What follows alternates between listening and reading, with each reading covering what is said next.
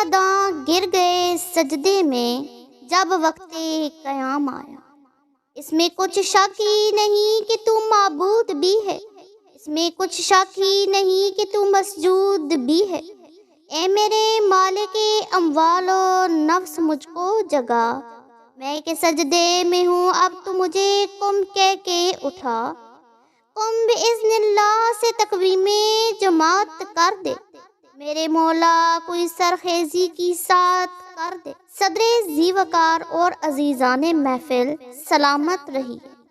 موضوع کا تقاضا ہے کہ افراد ملت کو توہمات کی بھول بھلائیوں سے نکال کر صراط مستقیم پر چلنے کی تلقین کی جائے، مگر افسوس کے موضوع کے ساتھ اس وقت تک انصاف نہیں ہو سکتا جب تک اقیم الصلاۃ کے حقیقی مفہوم کو نہ سمجھ لیا جائے۔ قرآن کریم میں 300 زائد مقامات پر اقیم الصلاۃ کے الفاظ آئے ہیں جن کا ایک ہی مفہوم لیا جاتا ہے اور وہ ہے نماز پڑھنا۔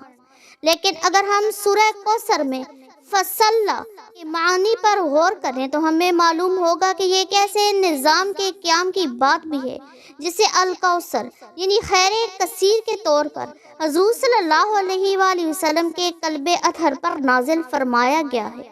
یہ وہ نظام ہے جسے قرآن پاک نے الدین کا لقب دیا ہے اور ارشاد فرمایا ہے ان الدین عند اللہ الاسلام، بے شک اللہ کے نزدیک دین اسلام ہے۔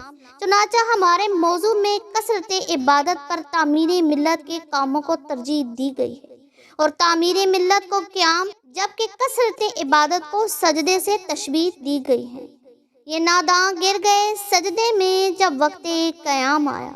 جناب صدر، جب کسی قوم کے افراد میں منت، مناجات، توہمات، تعویذ، دھاگے، ٹونے ٹوٹکے اور جاہلانہ رسومات نفوذ کر جاتی ہیں، اس وقت وہ قوم لازمی طور پر سست ہو جاتی ہے، اس کی ہڈیوں کا گودا سوکھ جاتا ہے۔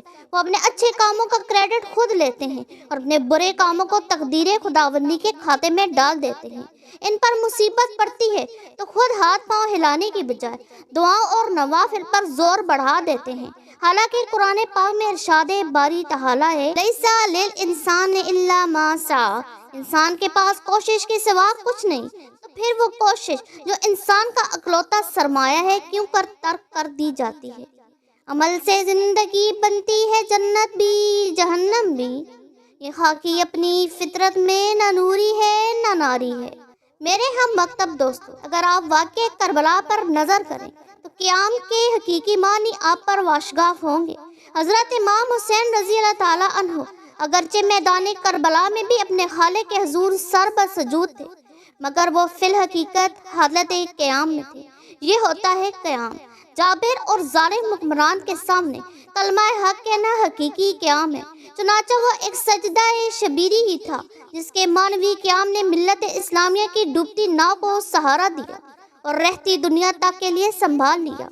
کیا ہی خوب مصرع ہے کہ دیتے نہ سر حسین تو پڑھتا نماز کون۔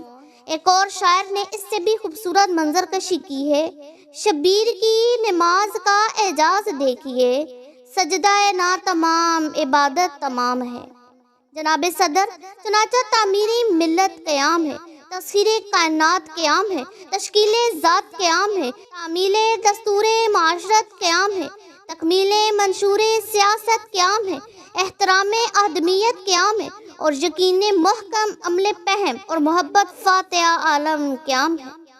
جی ہاں جناب والا، یہاں قیام سے مراد نماز والا قیام نہیں بلکہ خود قرآن کریم میں ہے، لیس البر ان تولوا وجوہکم قبل المشرق والمغرب، نیکی یہ نہیں کہ تم مشرق یا مغرب کی طرف منہ پھیر لو، بلکہ نیکی یہ ہے کہ تم غریبوں کو مال دو، رشتہ داروں کا حال پوچھو، قریبیوں کی پرسہ گیری کرو، یتیموں کی دستگیری کرو، سوالیوں کو خالی نہ لوٹاؤ، مسافروں کی مدد کرو۔ جی ہاں جناب والا، قیام صلاح کا اصل مقصد و مدعا تو یہی تھا جو ہم نے بھلا دیا جو مقصد نماز کا، کیسے پتہ چلے گا حقیقت کے راز کا۔ مسجد بھی ہے، نماز بھی، سجدہ رکوع بھی، لیکن مزہ نہیں رہا اب ارتکاز کا۔ عزیز دوستو، علامہ اقبال رحمۃ اللہ علیہ نے اپنے افکار میں جا بجا ایسی نمازوں، سجدوں اور اماموں سے اظہار نالانی فرمایا ہے جو قیام کے حقیقی معنی سے معروم ہے۔ قوم کیا چیز ہے، قوموں کی امامت کیا ہے، اس کو کیا جانے یہ بیچارے 2 رکعت کے امام۔ جناب صدر، کوئی بڑے سے بڑا لشکر بھی اپنے دشمن کو دعاؤں اور مناجات کے زور پر شکست نہیں دے سکتا۔ اس وقت ہماری حالت یہ ہے کہ ہم پوری دنیا میں سب سے زیادہ بدنام قوم ہیں۔